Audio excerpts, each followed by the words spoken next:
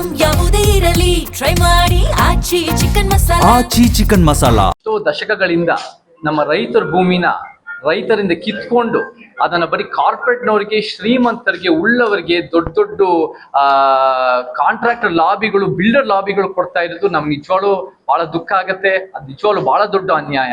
ಇವತ್ತಿನ ದಿನ ನಮಗೆ 400 ಎಕರೆ ರೈತರ ಭೂಮಿನ ರೈತರೇತರರು ತಗೋಬಹುದು ಅನ್ನೋ ರೀತಿಯಲ್ಲಿ ಕಾನೂನು ಮಾಡಿದ್ದಾರೆ. ಅದ್ರ ಜೊತೆ ಬಿಡದಿ ಟೌನ್ಶಿಪ್ 9600 ಎಕರೆನ ಏನು ಅದು ಫಲವತ್ತಾದ ಭೂಮಿ, ಅದು ಆ ರೈತರ ಭೂಮಿನ ಇವರ ಒಂದು ರೀತಿ ಬಿಲ್ಡಿಂಗ್ಸ್ಗಳು, ಕಾಂಕ್ರೀಟ್ ಕಾಡ್ ಕಟ್ಟಕ್ಕೋಸ್ಕರ ಅದನ್ನ ಕಬಳಿಸ್ತಾ ಇದ್ದಾರೆ ಅನ್ನೋದು ನಮಗೆ ಬಹಳ ದುಃಖ ಆಗುತ್ತೆ. ಅದನ್ನ ವಿರೋಧ ಮಾಡಲೇಬೇಕು.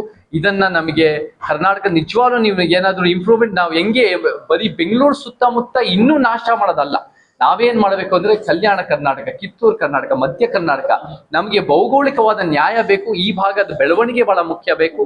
ಈ ಭಾಗಗಳ ನಾನು ಹುಬ್ಳಿನಲ್ಲಿ ಇದ್ದೀನಿ. ಈ ಹುಬ್ಳಿಯಿಂದ ನಮಗೆ ಎಷ್ಟು ಮಟ್ಟಿಗೆ ಬೆಳವಣಿಗೆ ಆಗ್ತಾ ಇದೆ. ನಿಜ ಹೇಳ್ಬೇಕಂದ್ರೆ ಇಲ್ಲಿ ನಮ್ಮ ಮುಖ್ಯಮಂತ್ರಿಯವರು ನಮಗೆ ಬೆಂಗಳೂರನ್ನ ನಾಶ ಮಾಡೋದಷ್ಟೇ ಅಲ್ಲದೆ ಈ ಬೇರೆ ಬೇರೆ ಭಾಗಗಳನ್ನ ಸಂಪೂರ್ಣವಾಗಿ ನೆಗ್ಲೆಕ್ಟ್ ಮಾಡಿ ಈ ಭಾಗಗಳನ್ನ ಒಂದ್ ರೀತಿ ಇನ್ನೂ ಒಂದ್ ರೀತಿ ಕಷ್ಟದಲ್ಲಿರೋಕೆ, ಇನ್ನೂ ಕಷ್ಟ ಕೊಡಕ್ಕೆ ಒಂದ್ ರೀತಿ ಕಾರಣರಾಗ್ತಾ ಇದ್ದಾರೆ. ಸೊ ಅದು ಆಗದೆ ಇರಂಗೆ ನಮಗೆ ಹೆಂಗೆ ಈ ಭೌಗೋಳಿಕ ನ್ಯಾಯ ಆಗ್ಬೋದು, ಬಿಡದಿ ಟೌನ್ಶಿಪ್ ಆಗದೆ ಇರುವಂಗೆ ನೋಡ್ಕೋಬಹುದು. ಮತ್ತೆ ಲ್ಯಾಂಡ್ ಅನ್ನೋದನ್ನ ನಿಜವಾಗ್ಲೂ ಬಹಳ ಒಂದು ಜನಪರವಾಗಿ, ರೈತ ಪರವಾಗಿ, ಒಂದು ಪ್ರಾಮಾಣಿಕವಾಗಿ ನಾವು ಮುಂದುವರಿಸಬಹುದು. ಬರೀ ಲ್ಯಾಂಡ್ ಮಾಫಿಯಾಗಳ ಪರವಾಗಲ್ಲ. ಯಾಕಂದ್ರೆ ಈ ಲ್ಯಾಂಡ್ ಮಾಫಿಯಾಗಳಿಂದನೇ ಬಹುಶಃ ಒಂದು ವ್ಯಕ್ತಿ 2004ನಲ್ಲಿ 7 ಕೋಟಿ ಇರೋರು ಇವಾಗ 2023 1413 ಕೋಟಿ ಆಗಕ್ಕೆ ಕಾರಣನೇ ಬಹಳ ಈ ಲ್ಯಾಂಡು, ಈ ಮೈನಿಂಗು, ಈ ಧ್ವಂಸಕಾರಿ ಒಂದ್ ರೀತಿ ಮಾಫಿಯಾಗಳಿಂದ. ಅದನ್ನೆಲ್ಲ ನಾವು ಕಡಿವಾಣ ಹಾಕ್ಬೇಕು. ನಿಜವಾಗ್ಲೂ ಸರ್ಕಾರ ಗಟ್ಟಿಯಾಗಿರುತ್ತೆ ಅಂದ್ರೆ ಇದರೆಲ್ಲ ಕಡಿವಾಣ ಹಾಕ್ಬೇಕು. ಮುಖ್ಯಮಂತ್ರಿ ಡಿ ಕೆ ಶಿವಕುಮಾರ್ ಹೇಳಿದ್ದಾರೆ, ಭ್ರಷ್ಟಾಚಾರ ಮುಕ್ತ ಕರ್ನಾಟಕ ಮಾಡಬೇಕು ಅಂದ್ರೆ ನೀವು ಮೊದಲು ರಿಯಲ್ ಎಸ್ಟೇಟ್ ಲಾಬಿಗಳ ಮೇಲೆ ಒಂದು ಕಡಿವಾಣ ಹಾಕ್ಬೇಕು. ಲ್ಯಾಂಡ್ ಅನ್ನು ನಿಜವಾಗ್ಲೂ ಜನಪರವಾಗಿ ನೀವು ಮಾಡ್ಕೊಡಿ. ಭ್ರಷ್ಟಾಚಾರ ಅಂದ್ರೆ ಬರೀ ಲಂಚ ಅಷ್ಟೇ ಅಲ್ಲ, ಕಾಂಟ್ರಾಕ್ಟರ್ ಲಾಬಿಗಳಿಗೆ ಲಾಭ ಆಗೋದು ಕೂಡ ದೊಡ್ಡ ಪ್ರಮಾಣದಲ್ಲಿ, ಅದು ಕೂಡ ಒಂದು ರೀತಿ ಭ್ರಷ್ಟಾಚಾರ ಅಂತ ನಾವು ನೋಡ್ಬೋದು. ಅದು ಲೀಗಲ್ ಭ್ರಷ್ಟಾಚಾರ, ಕೆಲವರು ಇಲ್ಲಿಗಲ್ ಭ್ರಷ್ಟಾಚಾರ. ನಾವ್ ಎಲ್ಲಾ ರೀತಿ ಭ್ರಷ್ಟಾಚಾರದ ಮೇಲೆ ಕಡಿವಾಣ ಹಾಕ್ಬೇಕು ಅಂತ ನಿರೀಕ್ಷೆ ಮಾಡಿ ನಾನು ಹೋರಾಟಕ್ಕೆ ಯಾವಾಗಲೂ ಬೆಂಬಲವಾಗಿ ನಿಂತಿರ್ತೀನಿ. ಬಿಡದಿ ಟೌನ್ಶಿಪ್ಗೆ ಅದು ಒಂದ್ ರೀತಿ ರೈತರಿಗೆ, ರೈತರ ಭೂಮಿಯಾಗಿ ಉಳಿಸ್ಬೇಕು ಅನ್ನೋ ಹೋರಾಟದ ನಾನು ಯಾವತ್ತೂ ಬೆಂಬಲ ಕೊಟ್ಟಿದ್ದೀನಿ, ಯಾವಾಗಲೂ ಬೆಂಬಲ. ಕಾಕ್ರೋಚ್ ಅನ್ನೋ ಪರಿಕಲ್ಪನೆ ಒಳ್ಳೇದೇ. ಅದು ಒಂದ್ ರೀತಿ ಒಂದು ಯುವಕರ ಒಂದು ಕಾನ್ಸೆಪ್ಟು, ಅದು ಒಂದು ಹೋರಾಟದ ಕಾನ್ಸೆಪ್ಟು, ಅದು ಬಹಳ ಒಳ್ಳೇದು. ಬಟ್ ಅದು ಒಂದು ಪಕ್ಷದ ವಿರುದ್ಧ ಆಗಬಾರ್ದು, ಅದು ಸಿಸ್ಟಮ್ ವಿರುದ್ಧ ಆಗ್ಬೇಕು. ಯಾಕಂದ್ರೆ ಇವತ್ತು ಒಂದು ಪಕ್ಷ, ಬಿಜೆಪಿ ಪಕ್ಷ, ಅದು 38% ವೋಟ್ ತಗೊಂತ ಇದೆ. 62% ಬಹುಸಂಖ್ಯಾತರು ಬಿಜೆಪಿ ವಿರುದ್ಧನೇ ಇದ್ದಾರೆ. ಅದನ್ನ ಇಟ್ಕೊಂಡು ನೀವು ಒಂದ್ ರೀತಿ ಕಾಕ್ರೋಚ್ ಅಂತ ಎಲ್ಲೋ ಒಂದ್ ರೀತಿ ದೊಡ್ಡ ಕ್ರಾಂತಿ ಅಂದ್ರೆ ಕ್ರಾಂತಿ ಅಲ್ಲ. ನಾವ್ ಇವತ್ತಿಲ್ಲಿ ಕೂತಿರೋರು, ಸಮಾಜಕ್ಕೆ ನಿಂತಿರೋರು, ಇಡೀ ಅನ್ಯಾಯದ ವ್ಯವಸ್ಥೆ ಅದು. ಕಾಕ್ರೋಚ್ ಜನತಾ ಪಕ್ಷ ವರ್ಸಸ್ ಬಿಜೆಪಿ ಆಗಿರ್ಬೋದು, cockroach national Congress versus Indian national Congress ಆಗಿರ್ಬೋದು, ಕಾಕ್ರೋಚ್ ಅಗೇನ್ಸ್ಟ್ ದ ಸಿಸ್ಟಮ್ ಆಗಿರ್ಬೋದು. ನಾವೆಲ್ಲ ಅಂಬೇಡ್ಕರ್ ವಾದಿ, ಪೆರಿಯಾರ್ ವಾದಿ, ಕಾಂಶಿರಾಮ್ ವಾದಿಗಳೇ ಒಂದು ಅಹಿಂಸಾವಾದದ ಪರಿವರ್ತನೆಯ ಪ್ರತಿರೋಧದ ಕ್ರಾಂತಿ ಮಾಡ್ತಾ ಇರೋದು. ಸೊ ನಮ್ಮಿಂದ ಅವ್ರು ಕಲಿತು ಅವರು ಒಂದ್ ರೀತಿ ಜನರಿಗೆ ಒಳ್ಳೇದು ಮಾಡ್ಲಿ ಅಂತ ನಾವು ನಿರೀಕ್ಷೆ ಮಾಡ್ತೀವಿ. ಬಟ್ ಆ ಕಾಕ್ರೋಚ್ ಪರಿಕಲ್ಪನೆ ಒಳ್ಳೇದೆ ಅಂತ ಹೇಳಕ್ ಇಷ್ಟ. ಅದೇನಾಗ್ತಾ ಇದೆ ಅಂದ್ರೆ ನೋಡಿ, ತನಿಖೆ ಆಗ್ಬೇಕು. ಅದು ನಾವು ಏನಾಗಿದೆ, ಯಾಕಂದ್ರೆ ಅದು ಇವಾಗ ಮೀಡಿಯಾದಲ್ಲೂ ನಾನು ನೋಡಿದೀನಿ. ನಾನು ಯಾವ ವ್ಯಕ್ತಿ ಹಿಂಗೆ ತಪ್ಪು ಸರಿ ಅಂತ ನಾನೇನು, ಅದು ನನಗೆ ಇನ್ಸೈಡರ್ ಇನ್ಫಾರ್ಮೇಶನ್ ನನಗೇನು ಗೊತ್ತಿಲ್ಲ. ಮೀಡಿಯಾದಲ್ಲಿ ಏನ್ ಹೇಳ್ತಾರೋ ಅದೇ ನನಗೆ ಗೊತ್ತಿರೋದು. ಸೊ ಅದು ಇವಾಗ ಹೊರಗೆ ಬರ್ಲಿ. ಬಟ್ ನಮ್ಗೇನ್ ಬೇಕು ಅಂದ್ರೆ ಒಂದು ಪಾರದರ್ಶಕವಾದ ಒಂದು ತನಿಖೆ ಆಗ್ಬೇಕು, ಒಂದು ವಸ್ತುನಿಷ್ಠವಾದ ತನಿಖೆ ಆಗ್ಬೇಕು. ನಾವ್ ಯಾವ ಪಕ್ಷಪಾತ ಆಗೋದ್ರಲ್ಲಿ ಅರ್ಥ ಇದೆ.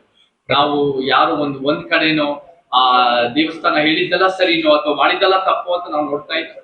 ನಮಗೆ ಒಂದು ಒಬ್ಜೆಕ್ಟಿವ್ ಆಗಿ ಏನಾಗಿದೆ, ಈ ಅಸ್ಥಿ ಪಂಜರಗಳು ಏನೇನು, ಯಾರ್ಯಾರ್ದು ಅದು ರೆಕಾರ್ಡ್ಸ್ ಇದೆ ಅಂತ ಹೇಳ್ತಾರೆ, ರೆಕಾರ್ಡ್ಸ್ ಇದೆಯಾ, ಏನೇನು ಅಂತ ನಮ್ಗೆ ಗೊತ್ತಾಗ್ಬೇಕು ಅಂತ ನಾನು ಹೇಳಕ್ ಇಷ್ಟಪಡ್ತೀನಿ. ಹೊರತು ನಾನು ಒಂದ್ ಸೈಡೆಡ್ ತಗೊಳಕ್ ನನ್ನ ಉದ್ದೇಶ. ಕಾಂಗ್ರೆಸ್ ಷಡ್ಯಂತ್ರ ಆರೋಪಗಳು ಕೇಳಬರ್ತಾರೆ ಈ ನಾನು ಹಾಗೆ ನೋಡೋರಲ್ಲ. ನಿಜ ಹೇಳ್ಬೇಕಂದ್ರೆ ನಮಗೆ ಮಾಜಿ ಮುಖ್ಯಮಂತ್ರಿ ಸಿದ್ದರಾಮಯ್ಯನವರಾಗಿರ್ಬೋದು, ಇವಾಗಿರೋ ಮುಖ್ಯಮಂತ್ರಿ ಡಿ ಕೆ ಶಿವಕುಮಾರ್ ಆಗಿರ್ಬೋದು, ಅವರೆಲ್ಲ ಅಲ್ಲಿ ಹೋಗಿ ಅಲ್ಲಿ ಅವರ ರೆಗ್ಯುಲರ್ ಆಗಿ ಈ ಧರ್ಮಸ್ಥಳಕ್ಕೆ ಹೋಗ್ತಾ ಇರ್ತಾರಲ್ಲ.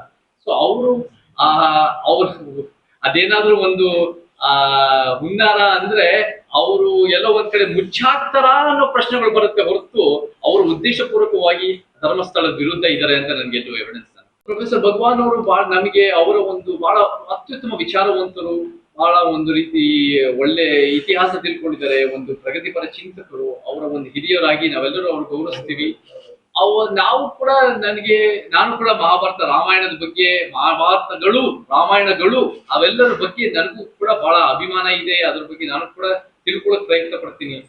ನಾವು ಅದನ್ನ ಒಂದ್ ರೀತಿ ಅಭಿವ್ಯಕ್ತಿ ಸ್ವಾತಂತ್ರ್ಯ ಮತ್ತೆ ವಿಚಾರಧಾರೆನಲ್ಲಿ ನೋಡ್ಬೇಕು ಹೊರತು ನಾವು ಅದನ್ನ ನಮ್ಮ ನಮ್ಮ ಧರ್ಮಕ್ಕೆ ಅದು ಒಂದು ರೀತಿ ಅಪಮಾನ ಮಾಡ್ತಿದ್ದಾರೆ ಅಂತ ನಾನು ನೋಡಲ್ಲ. ನಿಜ ಹೇಳಬೇಕು ಅಂದ್ರೆ ಮಹಾಭಾರತಗಳು ರಾಮಾಯಣಗಳು ಯಾವ ಒಂದ್ ಧರ್ಮಕ್ಕೆ ಸೇರಿದ್ದಲ್ಲ, ಅದು ಇಡೀ ಭಾರತದ ಉಪಖಂಡಕ್ಕೆ ಸೇರಿತ್ತು ಅಂತ ಹೇಳಿ ಒಂದು ಪ್ರಾದೇಶಿಕ ಒಂದು ಹಿಂದೂ ಅಂದ್ರೆ ಅದು ಧರ್ಮದ ಹಿಂದೂ ಅಲ್ಲ, ಅದು ಒಂದು ಹಿಂದೂಸ್ತಾನಿನ ಹಿಂದೂ, ಅದು ನಮ್ಮ ಪ್ರಾದೇಶಿಕದ ಭೌಗೋಳಿಕವಾದ ಒಂದು ಸೇರಿದ್ದು ಮಹಾಭಾರತಗಳು ರಾಮಾಯಣಗಳು ನಮ್ಮೆಲ್ಲರಿಗೂ ಸೇರಿತ್ತು.